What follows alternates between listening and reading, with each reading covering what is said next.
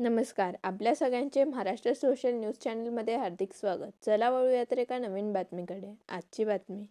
पत्रकारांना कथित धमकी दिल्याच्या प्रकरणाची निष्पक्ष चौकशी करून दोषी आढळल्यास खासदार संजय दिना पाटील यांच्यावर कायदेशीर कारवाई करावी, अशी मागणी धुळे जिल्हा मराठी पत्रकार संघाने निवेदनाद्वारे केली आहे. पत्रकारांना धमकावणे हे लोकशाही आणि अभिव्यक्ती स्वातंत्र्याला बाधा पोहोचवणारे असल्याचे संघाने म्हटले असून पत्रकारांच्या सुरक्षिततेसाठी ठोस उपाययोजना करण्याचीही मागणी करण्यात आली पत्रकारांना धमकी देणाऱ्या खासदार संजय दिना पाटील यांचा आम्ही धुळे जिल्हा मराठी पत्रकार संघाच्या वतीने जाहीर निषेध करतो.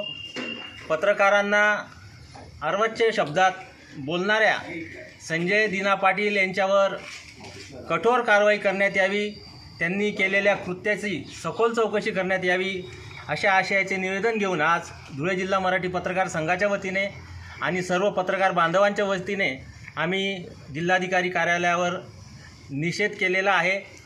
या अशा पत्रकारांवर अर्वाच्य शब्दात बोलणाऱ्या या अशा प्रवृत्तींना ठेचलं पाहिजे आणि संजय दिना पाटील यांच्यावर चौकशी करून कठोरात कठोर कारवाई करण्यात यावी, अशा आशयाचं निवेदन आम्ही आज जिल्हाधिकारी प्रशासनाला सादर केलेलं आहे.